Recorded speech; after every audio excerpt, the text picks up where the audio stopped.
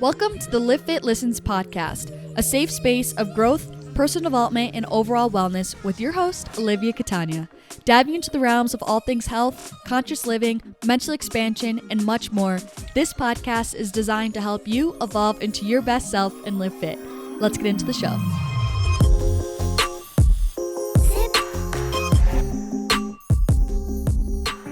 Hello, everybody. Welcome back to another episode of the Livfiit Listens podcast. Hi, welcome. I hope everyone is doing very well.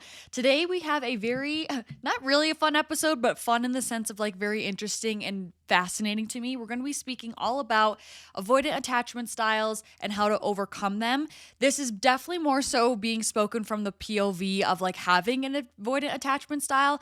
But if you're someone who's dealing with an avoidant, I think this episode will also help you understand them a bit more. But primarily speaking, the POV of this episode is for someone who they themselves struggles with an avoidant attachment style and who are looking to actually overcome this and like overcoming feeling safe in relationships and in vulnerability. So I have a whole in-depth outline here, kind of more so like a step-by-step process. We have 8 different kind of tips I'm going to share with you. And this is definitely coming from, me, someone who definitely is more so avoidant, more so kind of specifically a dismissive avoidant. So this is something that I have been working through, have had to work through, and will continue to work through. I've made really great progress. So in this podcast episode, I'm going to be sharing with you some things that I've done that have really helped, along with just some other tangible action steps. So before we get into it, my gratitude for today, I am going to say golf, which I know sounds so weird. I kind of feel like I've been talking about it more and more, but I just have genuinely like really picked up an interest in golf. And like my whole entire life, I have a brother and a dad. Obviously I have a father, but none of them, like growing up, no one I knew like played golf. It just like wasn't a part of our conversation. I just never went. So it was a very foreign concept to me. So I just really never was involved in golf. And my boyfriend is a massive golfer. And like even in the beginning of our relationship, I had no interest in going and trying, etc. I eventually like went one day just because it was like kind of something to do and it was like a nice day outside. And I was like, okay, like I'll just go and like see the views and chill and like read my book and just like hang out. And then kind of little by little, like I think then one day I was like, okay, like I'll just try to hit a ball. And then one time I actually hit it well. And then I just have kind of slowly been becoming more fixated on it, and now I've really been enjoying it, and we've been going pretty frequently over the past like 2 to 3 weeks, and I've genuinely I've really been taking an honest liking to it. So that's what I'm grateful for. I'm grateful for just new hobbies and specifically golf. And also really exciting news. We got basically 2 back-to-back bookings. I think I got 1 booking and then not the next day, but the day after that, I got a second booking. So we basically got 2 new back-to-back bookings for the retreat that's happening this November. I was so excited, literally ecstatic. I was squealing. I just get so excited, the absolute dopamine boost that I get when I get a notification that someone booked the retreat. I just get so excited just because I know how fun it is, and it's just such a freaking cool experience that I want everyone to be a part of.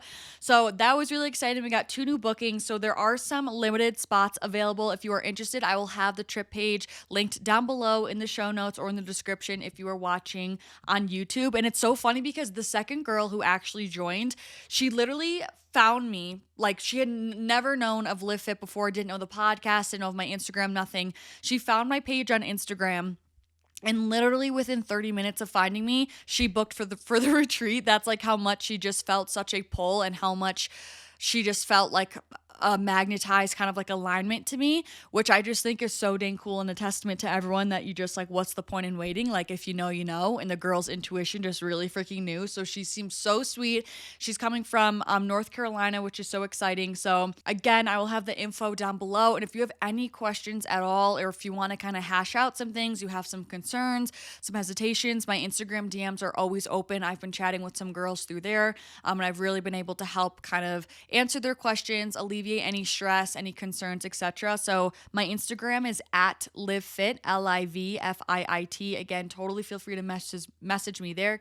I will have the full trip page linked down below. It's happening November 9th to the 15th of this year. We're going to northern Thailand. It's Chiang Mai and Pai. We have 7 days of an itinerary packed travel plan where we're going to be seeing waterfalls, elephants, going whitewater rafting. There's a Thai massage, and then I'm also incorporating different workshops to give it that like retreat element. Well, I will be hosting multiple guided meditations. We'll be doing a group like journaling session, kind of a woman circle situation where I'm leading kind of healing discussions. And then I also will be leading a group workout. So again, the link is down below if you're interested. I would love to have you there. There are payment plans available for travelers who are in the US. And it's just gonna be a really freaking fun time. This is my 4th one ever. We already have 12 beautiful girls signed up, and it's gonna be the place to be. Trust me, okay? So that'll be linked down below. Let's get into it and stop the yapping, okay? So this podcast episode actually came to be from a question box on Instagram. So again, follow me at Livfiit if you don't already there. But I thought this was such a phenomenal point. I don't know why I never even really thought to touch on attachment styles. So I asked ChatGPT to give me a legitimate kind of synopsis on what an avoidant attachment really means, because I know there's going to be people listening who are kind of unfamiliar with attachment styles, aren't exactly really sure if they're more so avoidant or anxious or really what any of this means. So I kind of want to read this to you in case you can really find resonance and see yourself in this description, because for me, I was like, this is kind of pretty spot on. So an avoidant attachment style forms when early in life someone learns that emotional closeness is not consistently safe, reliable, or rewarding. To cope, they become highly self-reliant, minimizing their needs and distancing themselves from intimacy. As adults, people with avoidant attachment often feel uncomfortable with too much closeness, suppress their emotions, and may unconsciously push others away, even when they deeply want connection. This pattern isn't about a lack of caring, it is a protective strategy rooted in the nervous system. When closeness feels threatening or overwhelming, the body activates a stress response, triggering a need to withdraw or shut down to feel safe again.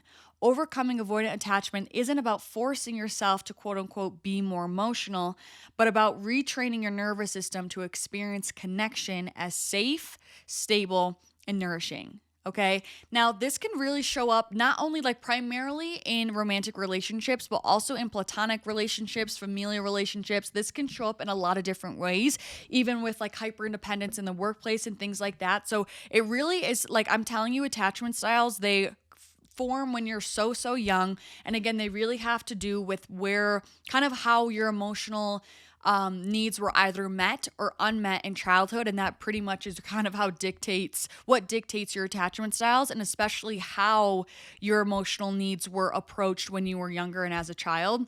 So again, the main thing here is that an avoidant attachment style forms when someone learns that emotional closeness is not consistently safe, reliable, or rewarding. So this may have happened when your parent, again, was kind of inconsistent, when they showed you affection or when they were nurturing you or when they were comforting you. It wasn't very consistent, or maybe they were kind of hot and cold, or maybe it wasn't they weren't giving you exactly what you need or the nourishment that you needed. So it didn't feel very rewarding or comforting in the same sense. So you kind of learn that you had to comfort yourself, things like that. So for me, I grew up, in a very broken home. There was a lot going on in my parents' divorce. And so I never really had a safe kind of person to go to, because there was always bigger and more catastrophic things going on that I was, especially also almost being, I was the youngest of 4. So I just was often very kind of overlooked, passed around, who's handling Livy. And it just wasn't really, there was other bigger things going on that there wasn't as much time to say,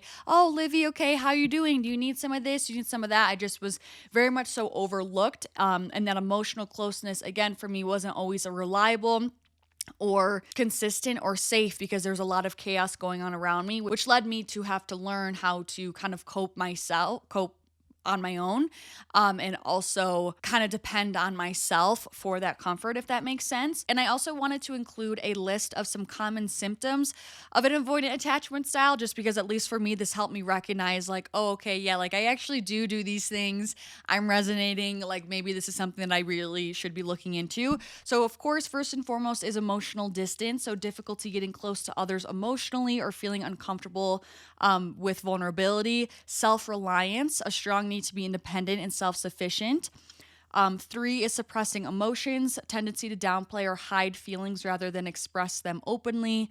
A fear of intimacy, discomfort with deep emotional bonds. Relationships may feel overwhelming or suffocating. Dismissiveness, dismissing the importance of close relationships or minimizing others' emotional needs. Difficulty trusting, struggles with trusting others fully, even when there's no evidence of betrayal. Pulling away, tendency to withdraw, especially when relationships get too close or conflicts arise. Deactivating strategies, which is when you think things like, I don't really need this relationship to maintain emotional distance. You're basically kind of downplaying things. Low responsiveness, difficulty recognizing or responding to a partner's emotional needs, and a difficulty depending on others. So now if you're like me, you probably are like, okay, cool, Liv, great. Love this. How do we actually like move forward and like overcome this and like get to a more healthier, emotional and mental space? So first for me, I'm someone who really likes to identify what's going on so I can fully understand the situation so then I can figure out how to actually like move forward constructively.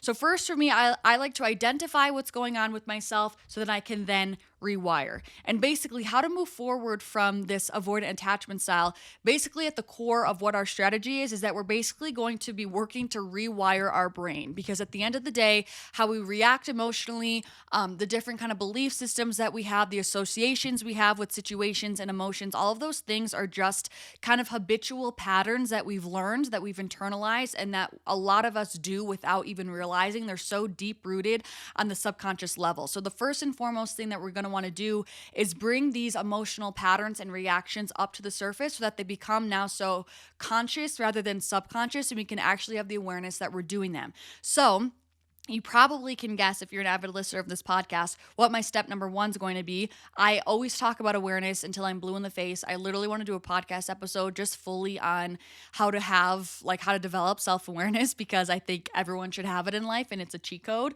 So my first and foremost step here to help to rewire your brain to really overcome this avoidant attachment style is to build awareness of your patterns. So just like I'm saying, how you react right now, your belief systems, your associations with certain situations, and what meaning you give things, a lot of these are just simply habitual, and they're things that we picked up from childhood, because again, these attachment styles are formed in childhood, right? So a lot of these things we just learned, we thought this was the association, we drew a line when we were really young, when we were 5, 6, 7 years old, and that's just what we've embodied and internalized all of these years, and we don't even realize that this programming, this belief system is what's running our life, because it turns into something so subconscious that we just deem as truth. Because again, we're so young, you kind of believe anything you see, you believe what your parents say. If your parents told you that the sky was actually purple, you would believe them. And these things never really ever get addressed because it's more of a subjective manner of like emotionally. And so you take this thing that was taught to you as truth, and you just take it as truth, and that's how you live your life. And it's so deep rooted in you that you don't even think about it. It's so subconscious. So we basically want to bring these subconscious meanings, belief systems, associations, and we want to turn them into something conscious so that we can basically uproot them, rewrite them, and move forward. So step one, first and foremost, we need to build this awareness, have the awareness of how you react and when you react a certain way. So I really recommend my previous podcast episode where I spoke a lot about how to kind of control your reactions and anger specifically. And I spoke about really how to create space with your reactions and with your feelings so that you can then recognize them and see them as what they are, rather than like become so close to them where you're identifying with them and then you're kind of are looking at life through this lens that it really prevents you from acting in a rational way. You basically just fully identify rather than having that kind of third person POV to then be able to handle it in a more like controlled, more like mature manner. So step one is so important. You really want to recognize your patterns, okay? So kind of track your triggers. Ask yourself, when do I actually feel that desire to start to pull away? Is it after closeness? Is it after conflict? Identify when you start to have these kind of avoidant tendencies. So for me, I will fully say I totally start to pull away in times of conflict. I'm more so avoidant, not necessarily in closeness. I don't really have a problem sharing positive emotions, but like in times of conflict, in times of turmoil, turmoil, things like that, that's when I pull away. And so my avoidant tendency is that like fight or flight, all that. I'm someone who's fleeing. I'm running away. I'm getting out of there. I'm shutting down. I'm withdrawing. I'm going quiet. So that was a big thing I've really had to overcome. So for me, my trigger is that when there's conflict, my reaction is that I shut down and I pull away. So great way to kind of help to gain awareness of what your personal reactionary patterns are is to journal on your emotional reactions. Ask yourself, when am I acting this way? What's pulling out this reaction in me? When someone does this, that's when I feel the need to flee. When someone does this is when I want to shut down. And really, when in those moments when you feel the urge to withdraw, like ask yourself those questions of like, okay, what's going on? Like track it, clock it. Ask yourself, what just made me want to withdraw? What just made me want to shut down? What about this feels uncomfortable? And also just simply recognize when that you have these urges, right? Because some people don't even realize that they're doing it. It's so embedded in them. They will just, run away or be avoidant in a relationship. And when there's some sort of conflict, they don't even want to talk about it. They'll just literally go ghost. And they don't even realize that they're doing it, nonetheless, why they're doing it, which we'll get into the why. So first we want to understand what we're doing and when we're doing it so we can actually identify and track what our triggers are. Another good thing to help you do this is to actually name your feelings instead of just kind of like dismissing them and putting them under the rug, which is like the definition of a freaking avoidance. So name it what you're feeling. So right now you can say like, I feel anxious when there's a conflict that emerges and then I shut down, or like I'm feeling really overwhelmed when someone's asking me how I feel. And even if they're really positive emotions, I actually just feel very overwhelmed when someone asks me how I feel in a situation. Like maybe you're in a romantic relationship and someone confesses that they love you and you just completely have nothing to say back to them because you feel so emotionally overwhelmed in that moment that you just want to like pull away into your shell. So track these things.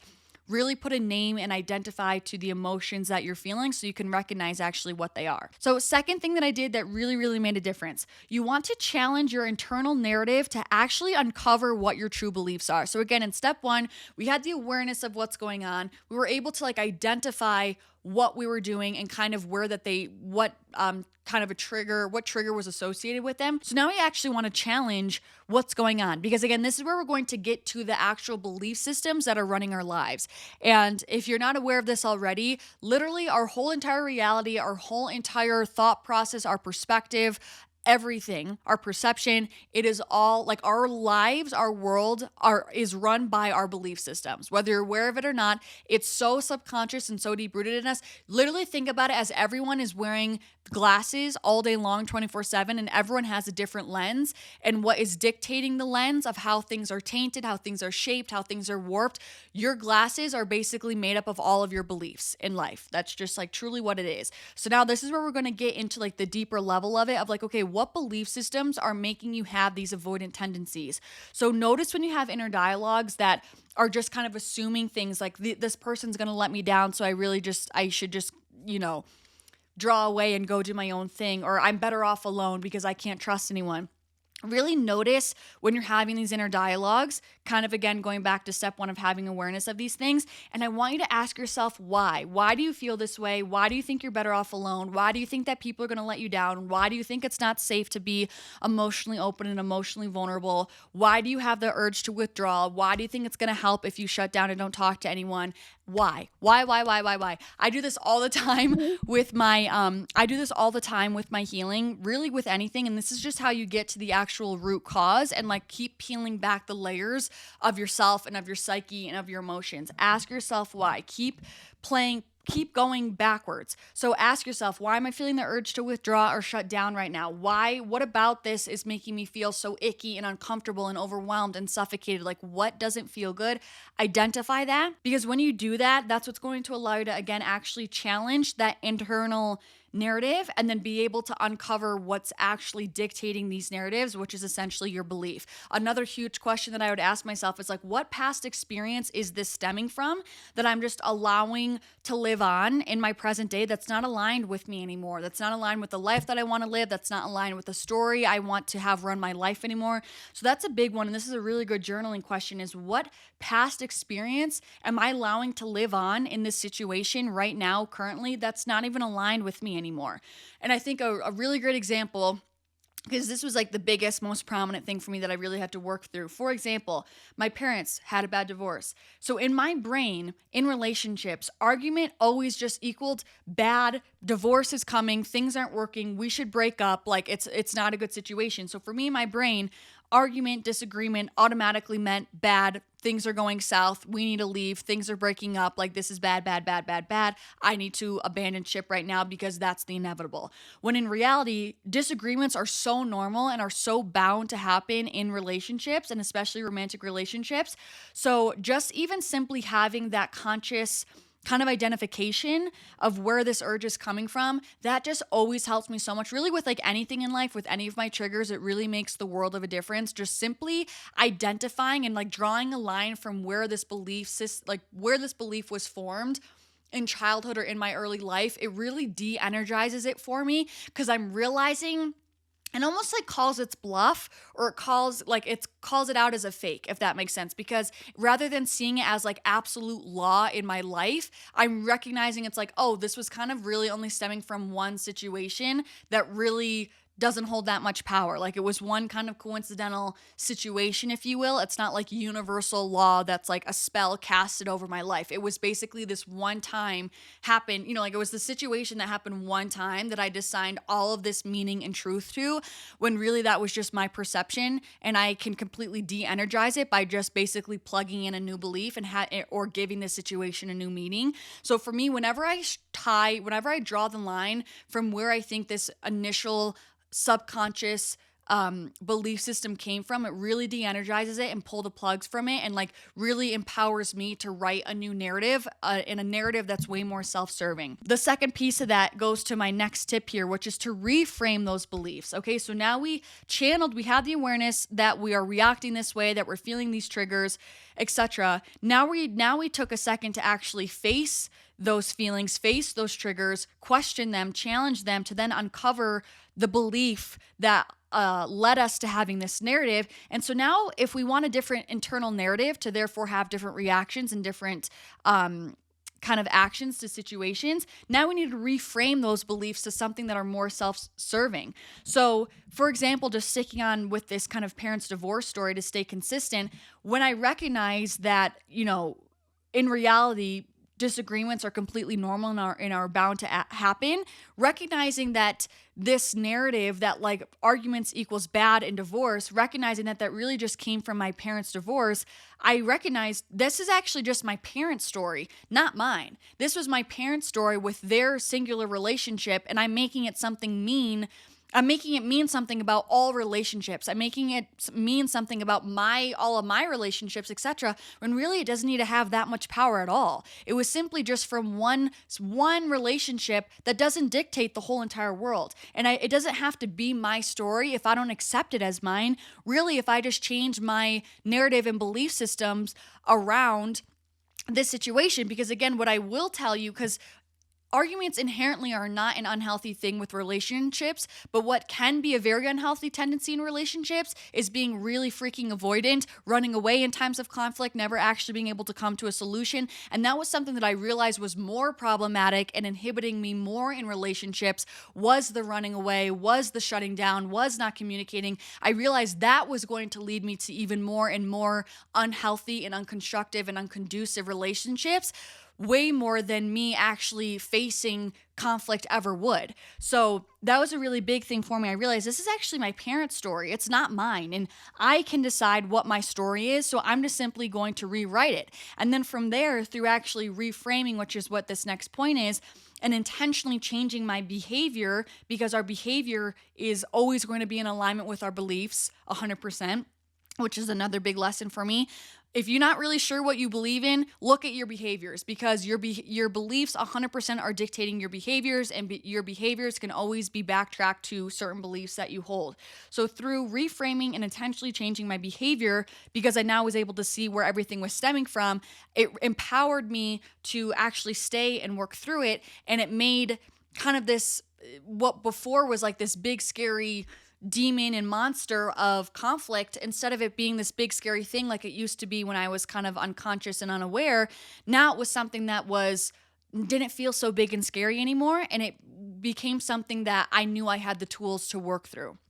So I was kind of able to give myself, once you actually stay and work through it, even though that seems so uncomfortable for someone who's an avoidant and who wants to run away or wants to shut down and not communicate their feelings, once you actually do it and you do stay that one time and you actually do work through it that one time, you give yourself proof that your original belief system wasn't true. You give yourself proof that X actually doesn't inherently mean Y. In this case, I gave myself proof that actually when my boyfriend and I got in a fight and we actually stayed and talked through it constructively and we had a really respectful, mature, same team conversation, it actually led to Z, not Y. It actually led to a stronger relationship where we understood each other better, where we had more communication skills, where we were able to be a better team. It actually led us, now my belief system is that, which is actually so beautiful. Now my belief system is that hard conversation and arguments actually lead to a deeper relationship. Rather, before I thought it meant it always was pushing people apart.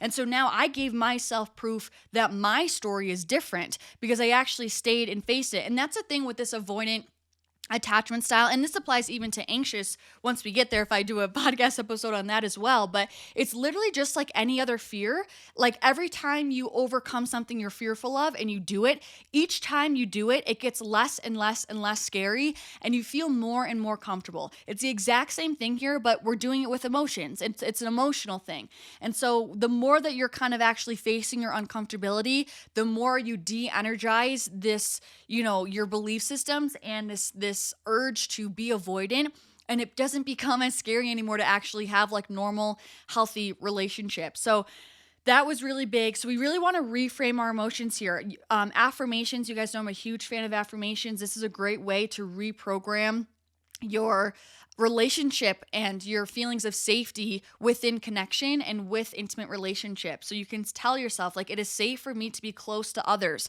in times that you are feeling nervous to express how you feel, or you're nervous in times of conflict.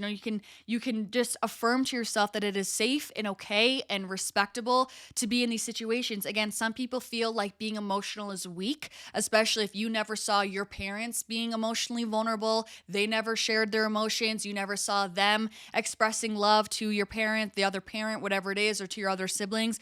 That can also, that's why it's so important to look back to what was emulated to you in childhood. Because again, you take these things on as absolute truth when you're a child, when they're not. They just were simply your one specific situation. And this is exactly how generational trauma repeats itself, because you literally are just emulating and copying what your parents are doing. But you don't have to. You do not have to accept the way your parents acted. And if you want to be a different person, if you want to be better, if you want to be more, if you want to be deeper, you can. You have every permission to do that. And it starts with you pulling the plug and kind of calling out the bluff of what younger you deemed as absolute truth and recognizing that there's more out there. Okay, so really reframe your beliefs, use affirmations. Another great one is that I can be independent and deeply connected at the same time. Some people feel that their independence is going to be lost, things like that. So another thing I want to say with this reframing beliefs, yes, you can use affirmations, but two, I want you to actually, kind of what I said previously, I want you to actually see proof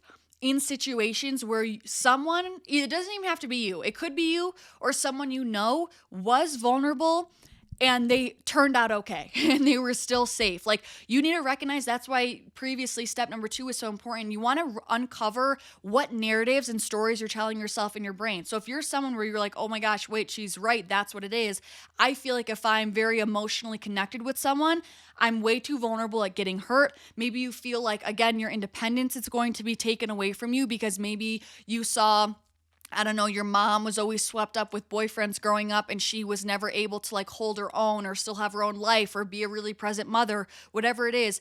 So maybe you feel like you're going to lose your independence. Maybe you feel like, again, you're going to get hurt and someone's going to hurt you because you saw your dad get completely hurt by his, your mom that ended up leaving him, whatever it is. You really want to uncover these things. Find things that prove that not to be true. For example, if you feel like your independence is going to be stripped away from you, if you really get emotionally intertwined with someone, think of someone who has a really great healthy, nourishing relationship and is still an independent baddie. Recognize that and use it as proof of like, okay, X actually does not imply Y. I can have X and also have Z. Proving that to yourself, I think, will really help you a lot to kind of recognize that your previous belief systems are not necessarily like inherent truth or universal law. Number 3 is also a huge one that I've really been learning about and has been so fascinating to me. Nervous system regulation. Okay, I still have more to learn in this, but what I have learned so far is that your nervous system dictates a lot more than you think. And I've been like really fascinated by this of, again, how much it really does impact because it's so like deeply rooted in us.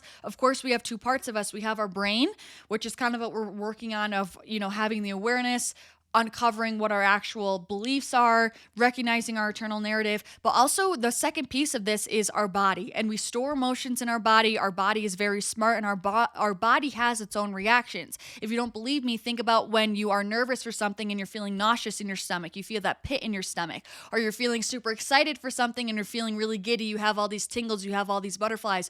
Our body can 100% recognize and store emotions and reactions within the body. Okay, so working on feeling safe in vulnerability, in conflict, in closeness, independence in your body also is another piece of this puzzle. Okay, so you want to work on actually feeling safe to express your emotions when you're upset. Feel safe to feel when you're feeling vulnerable. Like, it is safe to feel vulnerable. Working on feeling that way in your body now will really help you with preventing kind of a lot of those nervous system kind of alert responses of what I want to call them, of like fight, flight, freeze, or fawn. These are all different main kind of reactions when our nervous system is out of regulation or is out of alignment.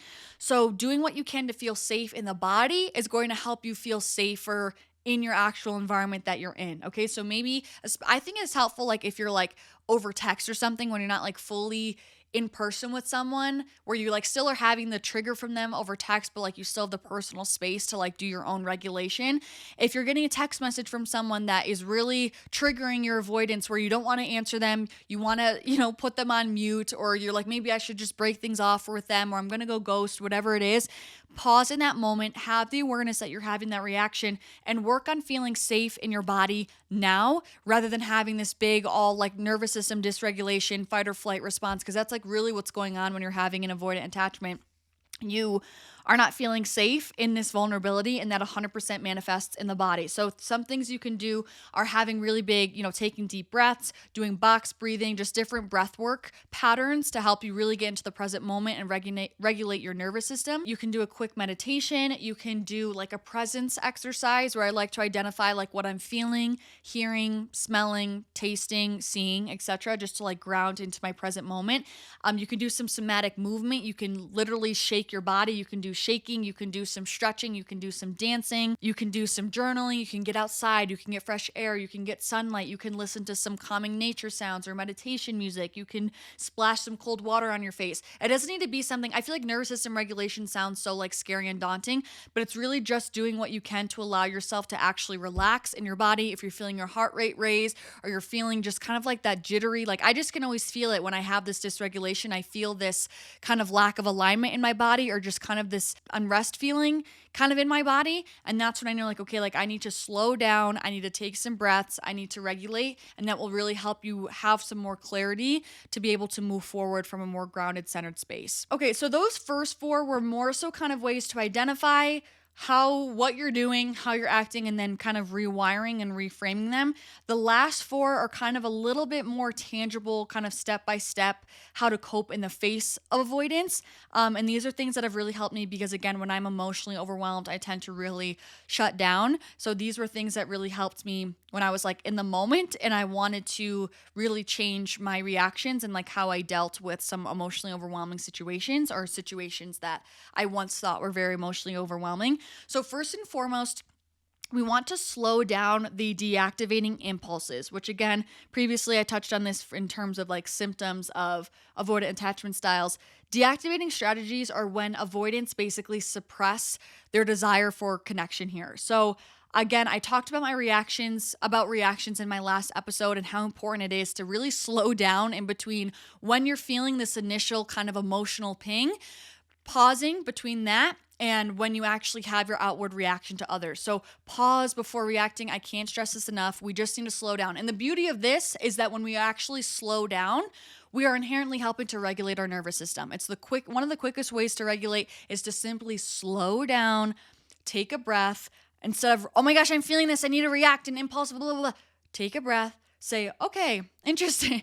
I'm feeling a little uncomfortable. I'm feeling a little bit overwhelmed. I really want to go shut down. I really want to give them the silent treatment, or I really want to go ghost, or I really just want to cancel on them. Take a pause, have the awareness, recognize these reactions, and ask yourself, am I just acting from fear? Am I acting from a wounded place? Am I acting from a past programming? Or am I actually like truly disinterested? Am I actually truly ready to move on from the situation? And really sit and ask yourself that. And don't give a brash, impulsive answer, okay? Really sit on that, especially, again, if you have like some big major emotional decisions, like you're breaking up with someone or you're ending a friendship. Please think about it, okay? We don't need to act brashly.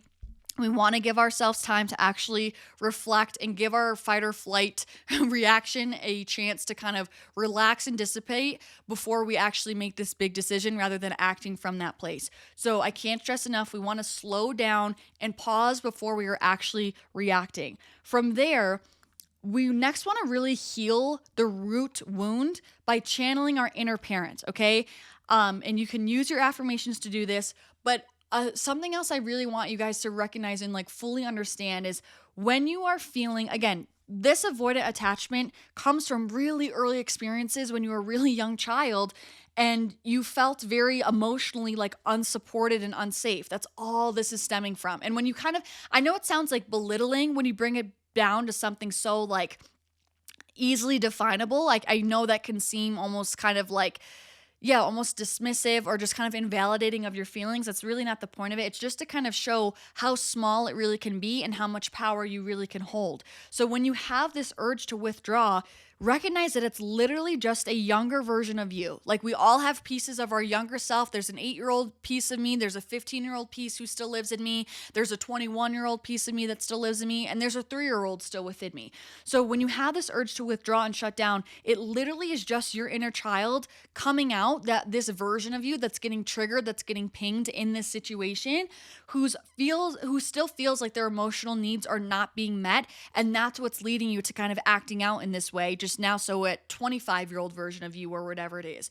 So I love this concept of an inner parent because it's really healing and it's really empowering in the sense that like you really can hold the keys to all of your healing. You can be whoever you need to be to help yourself, if that makes sense. So channeling your inner parent basically means be the parent, be the mentor, be the guardian figure that you needed at that age when your needs weren't getting met. So channel your inner parent to help regulate, to help reframe these emotions, and to comfort that piece of you who is still running this story, to comfort that 8-year-old version of you who still feels like when you see your parents arguing and you can hear them in your room, who feels like, oh no, this is so bad, they're arguing, that means my parents hate each other and, our world is crumbling apart. That's basically what it is at its core, is this like younger version of you who basically accepted this belief system and has been living life this way. So of course in that moment, because your parents were too busy yelling at each other, 8-year-old you never got the conversation of a parent coming in and say, hi honey, like I know you heard mom and dad arguing and had a disagreement. We were just, talking things through, like arguments are not bad, and explaining to them why you're having the disagreement, what this means, that you were able to come to a solution and things like that, and actually talking the child through it. Because unfortunately that just doesn't happen because parents are too involved in their own business, first of all, and second of all, back in that generation, they didn't understand that they never really thought that the kid even knew what was going on. But I can tell you the child always knows what's going on. So again, you didn't have that parent or guardian to come talk to you in that way and to understand what's going on. But want to know what you do have now is you have an adult version of you who does have the knowledge, who does have the awareness, who does have the higher emotional intelligence, and can go kind of explain that to younger you. Of course, not literally, it's more metaphorically, but use your inner parent to regulate, to tell yourself, whether this is through affirmations, whether this is through thinking of proof, like I said, of where you saw maybe other parents growing up who did get along very well, or who had an argument and was laughing after it, whatever it is. Use this time to tell what you would go back and tell younger you. If there was, imagine you would go in your room right now and there's an 8-year-old version of you sitting there. What would you tell them to make them feel better, to comfort them, to reframe, to regulate them? That's what you want to give to yourself. So that was a huge thing that I would tell myself when my boyfriend and I would be getting into an argument, and I would be feeling myself tensing up of like, I'm shutting down. I'm not talking to anyone. He's not even going to hear me anyways. No one even hears me out emotionally anyways. Because again, those are all belief systems from 8-year-old me of things that I experienced. Instead of telling myself that, because I'm a young 8-year-old basically pouting in my brain, I needed to tell myself, it's okay. He does want to hear what you have to say. He does care how you feel. He does actually want to help how you feel. Just because you're having a disagreement does not mean this is the end of your relationship. It does not mean that you guys are doomed. It doesn't mean that you need to run away and that you guys are about to break up. It doesn't mean any of these things. You simply are just two people trying to approach a disagreement so that you can come to a constructive solution to move forward in a healthier space. That's all it is. And that's literally how I am in my brain 24/7 is I literally talk through things to myself. And it always works. Of course, the option is always there for therapy as well. They would be a fantastic resource for something like this as well, especially if you're wanting to talk to a professional and not just take advice from a random podcaster that you're seeing. No. But the next one that I have is to practice vulnerable communication. This is number 7. This is our final 2. Okay, so start with some small shares of kind of sharing how you feel. This will kind of help you just get more comfortable and like a little bit more used to opening up a little bit more vulnerable conversation, especially if you are the avoidant in a relationship and maybe it's gotten to the point where people don't even really want to ask how you're doing anymore because they're fearful that you're just going to then push them away if in the face of emotional vulnerability. So start with small shares of sharing how you feel. Even just for me, like when I even just declare, like I set the tone and I'm just honest of like, hey, I'm really feeling X right now. That like kind of dismantles me and disarms me and kind of like gives me an entrance point to bring up a vulnerable topic. So even something so little of like, I'm kind of a little bit nervous to bring this up right now, or I'm feeling a little bit overwhelmed in this, with my emotions, but I want to do XYZ, just like things like that of saying, I feel a little bit nervous, or I feel a little bit anxious, or I feel a little bit uncomfortable or a little bit overwhelmed, and you kind of do it anyways. These are just like little entrance points to kind of give out like a feeler of like how you're actually feeling, and allowing you to actually start to segue into sharing kind of whatever the point is that you want to get across in this vulnerable conversation.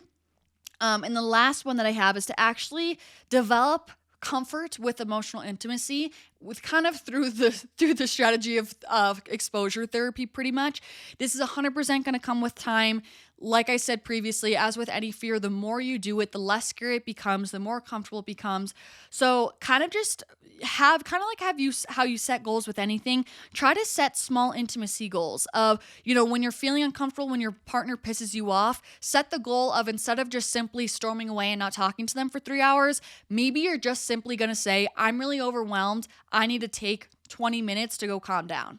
Boom. Oh, that is the smallest thing. I was like so happy when I really was like starting to do that because it just felt so like just emotionally composed, mature, all the things. I'm not even sitting here saying you need to completely abandon all of your avoidant attachments and tendencies and things like that, but just simply communicating better. And just these little baby steps go such a long way of simply just being able to know how you operate to then being able to communicate more effectively. Again, when I was overwhelmed, I didn't force myself to spill my heart out right then and there. I'm still someone who needs to retreat, collect myself, figure out how I'm actually feeling and like calm down because I get so overwhelmed that I literally don't even have anything to say. So something as small as that of saying, hi, hang on, like I'm really overwhelmed. I need 20 minutes to collect myself goes so far. And it has so much emotional intelligence and allows you to really not fall so victim to your avoidant attachment styles, but also doesn't force you to like completely abandon them either.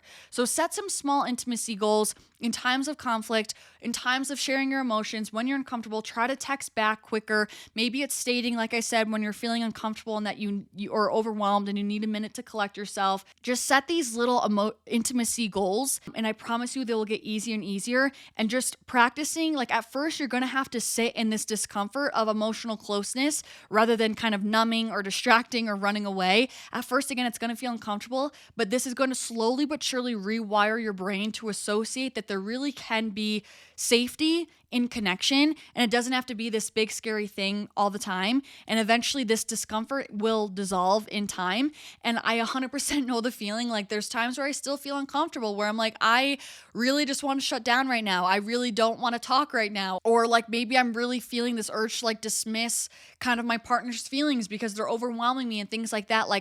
It really comes down to recognizing these behaviors and simply choosing differently. And even though it feels uncomfortable now, it won't feel uncomfortable forever. Okay. This was a really long-winded episode. I didn't think it was going to be this long, but I really, really hope this helped. Again, I'm going to do a quick little synopsis here just for a little summary because we went over a ton. So we had building the awareness of what your patterns are. So gaining awareness of your triggers, tracking them, journaling them, naming how you're actually feeling. Number 2 is to challenge your internal narrative so that you can then actually uncover what your true beliefs are. So again, we're playing the why game with yourself. You're asking yourself why you have these avoidant urges. Where are they stemming from? What past experience am I allowing to live on right now that's not aligned? And get to the root of what you are actually subconsciously believing. Third thing is to reframe those beliefs, okay? So we now know what we believe, but what do we actually want to believe? What stories are we allowing to run on that we don't actually agree with anymore, that we don't want to believe, that we don't want to run our lives? So use affirmations, prove to yourself that there can be different outcomes, that X does not inherently mean Y. You can have X and still have Z. Okay? Prove to yourself, for example, that being emotionally vulnerable with someone does not inherently strip you of your independence. Okay? Prove these things to yourself that you can have both. Number 4 is nervous system regulation. Again, emotions are stored and manifested in the body. So we want to feel safe in our body, just like we're trying to feel safe in our brain, so that we can move forward from a more constructive manner. Now, kind of shifting more so into how to cope in the face of avoidance. So our 5th thing that we have is to slow down the deactivating impulses, okay? We want to pause before we actually react, right? Number 6 is to heal the root wound by channeling your inner parent, right? So we want to basically help regulate, reframe, and comfort that inner child piece of you who is still running this past story, and channel your inner parent, to do that. Number 7 is to practice vulnerable communication, right? Start small with just small shares of how you feel. Maybe you're saying, I feel a little nervous about bringing this up, but maybe you can say, I'm feeling a little bit overwhelmed, but whatever it is. And lastly, number 8 is to develop comfort with emotional intimacy through exposure therapy. So we're going to want to set some small intimacy goals, and really learning to sit in the discomfort of emotional closeness up front, just knowing that it will definitely feel easier down the line. Even something as small as saying, I'm really emotionally overwhelmed right now. I need 10 minutes to collect myself, and then I'll be happy to talk about it. Okay. So those are all kind of 8 tips that I have to help you with overcoming your avoidant attachment style and feeling safe in relationships. I really hope this helped. And our affirmation for today is, it is safe for me to love openly, remain vulnerable, and experience deep connection. It is safe for me to love openly, remain vulnerable, and experience deep connection. I love you guys so much. If you're still listening, I hope that means you got something, even one little baby thing out of this podcast episode that helped to bring you some value and help you improve your life.